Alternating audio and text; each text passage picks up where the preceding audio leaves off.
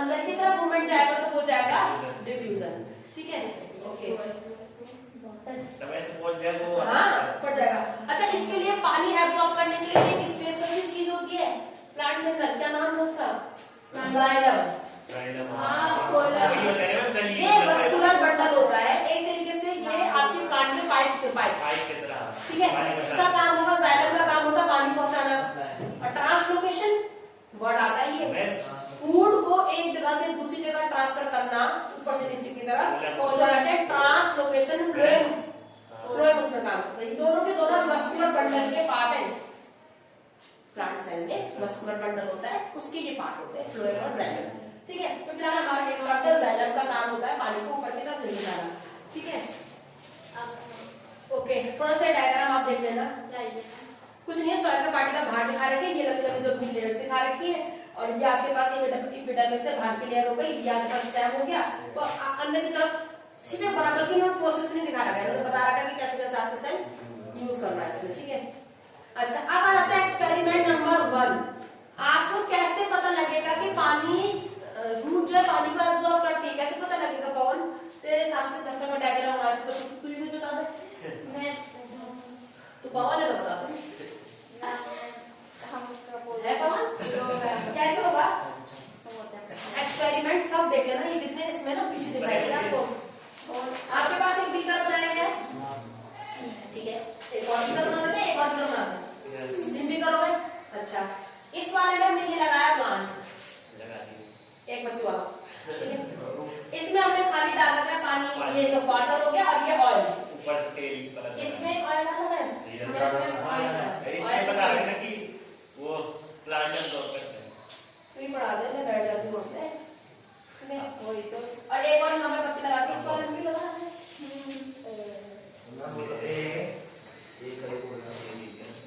इस वाले में थोड़ा नीचे है, हाँ ठीक है, और ये आपको वाटर, तीनों में क्या देखो, ये ए है और ये बी है, ये दोबारा से आ गया, ठीक है। ए और बी को हमने पहले एब्जॉर्ब करा, ऑब्जॉर्ब करने में हमने देखा सबसे पहला क्वेश्चन होगा ये क्या है, ऑयल है, ऑयल का इस्तेमाल क्यों किया गया? इवेपोरेशन प्रोसेस, यानी कि पानी भाप बन के ना उड़ जाए, ठीक है। इवेपोरेशन प्रोसेस को रोकने के लिए याद रखना क्यों ऑयल का इस्तेमाल करते हैं, आया हुआ क्वेश्चन। ऑयल का इस्तेमाल करते हैं ताकि क्या हो जाए, to stop the evaporation process, ठीक है, इतना लिखना काफी है, ठीक, ओके। क्योंकि नहीं तो क्या होगा, पता चला कि ये तो डाला नहीं, पानी अपने आप को सूख गया, तो बोले हाँ भाई उसको हो रहा है। दूसरी वाले में लेवल इतने का इतना रहेगा, कुछ भी नहीं होगा, क्यों? हमने आफ्टर थोड़ी देर बाद देखा, मतलब कोई 10-15-25 मिनट बाद देखा हमने, क्योंकि इसका लेवल था यहाँ पे, वो थोड़ा सा क्या हो गया, नीचे की तरफ चले गए, क्या हुआ, पवन ने सारा पानी गिरा दिया, है पवन, नीचे एक छेद पी दिया, इसमें गलती से जो रूट जा रहा है कितने नीचे, उस रूट ने पानी को एब्जॉर्ब कर रखा है, जिसकी वजह से आपका जो लेवल है वो क्या चलेगा, नीचे चलेगा। तो ये एक्सपेरिमेंट शो करता है कि रूट एब्जॉर्ब वाटर, ठीक है। क्या क्या आपने देखा ये एक्सपेरिमेंट में, ये पता लगा आपको, ठीक है। दूसरा एक्सपेरिमेंट किस चीज को शो करता है, दूसरा experiment to show that water is the conduct upward through the xylem. यार की पकड़ हां मैं नहीं है अबे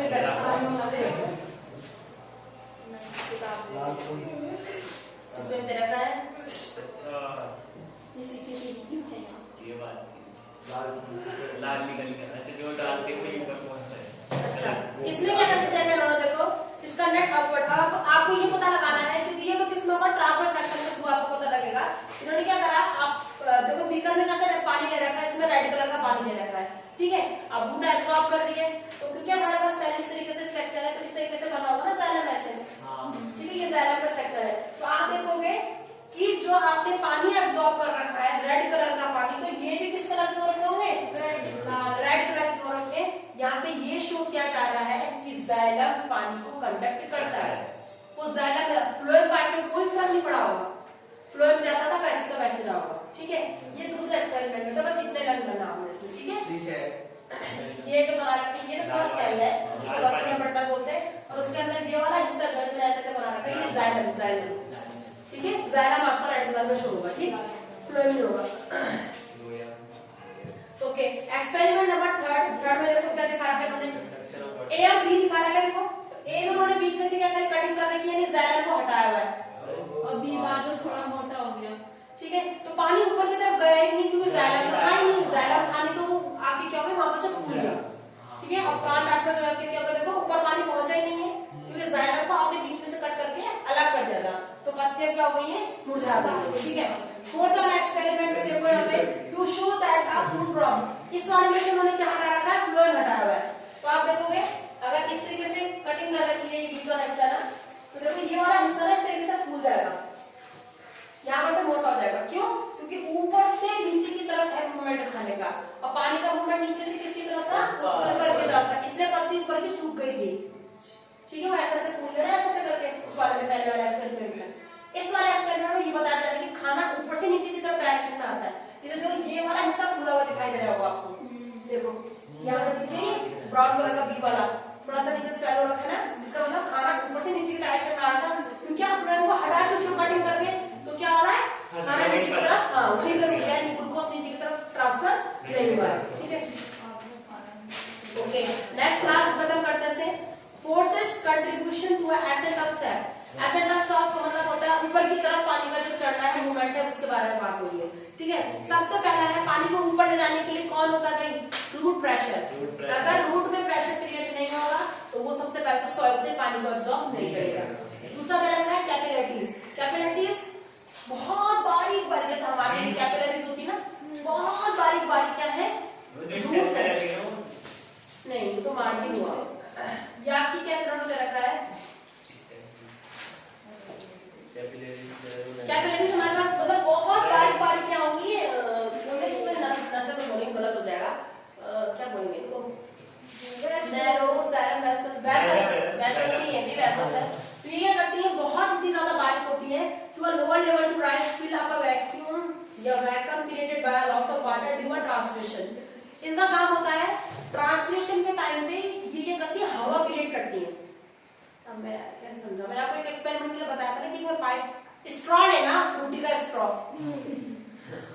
और उसके ऊपर के आपने खींचा और उसके बाद एकदम से उसके जो स्ट्रॉ पे एकदम से आप जो अपना मुंह रख देना, ठीक है। वो एक ऊपर तक नहीं आना, तो पूरा मुंह तक लेकर अंदर घुटनों से बाहर रखो, थोड़ा सा खींचना उसका सर। तो एयर जो प्रेशर बन रहा है ना उसमें, उस एयर प्रेशर की वजह से क्या होता है कि वो जो फ्रूटी उसके अंदर रहेगी, आपकी स्ट्रॉ के अंदर रह रही है, अपने आप ही ऊपर आता है, ठीक है। या ऐसा करना, फूंक मारना, फूंक मार दो, फ्रूटी में ज्यादा आपको स्ट्रॉ से ज्यादा अच्छा समझ आएगा, क्योंकि जो वेसल्स है वो पतली होती है, ठीक है। तो वो उसमें क्या करना है, जिससे आप फूंक मारोगे ना उससे, किससे, स्ट्रॉ से, वो कैसे आ रहा है, वो बहुत अच्छा समझने की कैपिलरी काम कैसे करनी है।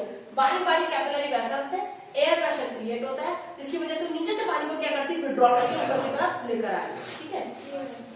ओके, इसी के साथ एक नई टर्म है जो कैपिलरी से ही जुड़ी, उसका नाम है ट्रांसमिशन पुल। याद रखना 150 मीटर तक की हाइट के प्लांट में पानी पहुंचाने के लिए ना डिफ्यूजन काम करेगा, ना ऑस्मोसिस काम करेगा, काम कौन करेगा, ट्रांसमिशन पुल। पानी की कमी होती है सेल में बढ़ेगा, और वो क्या करता है, नीचे से पानी पंप होता है ना आपका, क्या होता है, हैंड पंप चलाते हो आप, देखो एक बार में पहली बार में आप शुरू करते हो पानी आता है, 2 3 4 5 बार कर, एक्चुअली क्या कर रहे हो आप, एयर प्रेशर क्रिएट कर रहे हो, उस एयर प्रेशर की वजह से वो पानी को क्या करता है, और पानी सीधे आपका फिट रहता है नीचे और सीधे ऊपर आता है, तो ट्रांसमिशन पुल।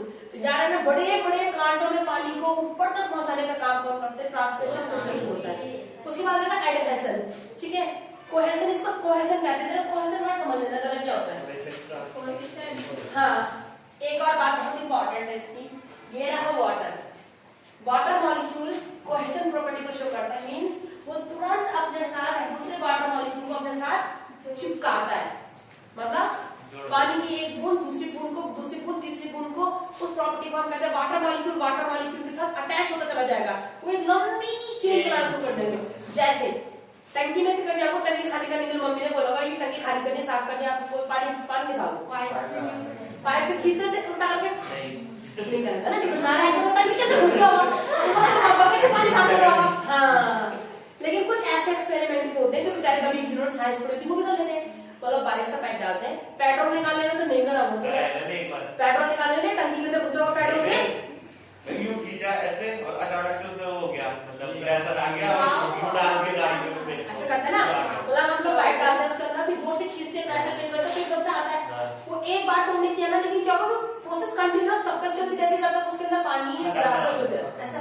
तो वो किस वजह से हो रहा है? आपने तो एक ही बार किया था ना, एक ही बार में एक सिर्फ आना चाहिए था, आए जा रहा चल रहा है ना, वही कोहेशन। वाटर मॉलिक्यूल का दूसरे वाटर मॉलिक्यूल की तरफ अट्रैक्शन, उसको अपनी तरफ खींचना, ठीक है। अच्छा एडहेशन माने क्या होगा फिर? एडहेशन बस अट्रैक्ट ना होना, अपोजिट एडी। अब वाटर मॉलिक्यूल को किसी और के साथ अट्रैक्ट होना, ऐड अच्छा ऐड करना, ठीक है, एडहेशन, ठीक है। इसमें ये cause of water to stick a surface of cell drawing more water molecule from below the leaf cell. गलत तो निकालना है कोई सा नाम उसमें समझ ही नहीं आ रहा।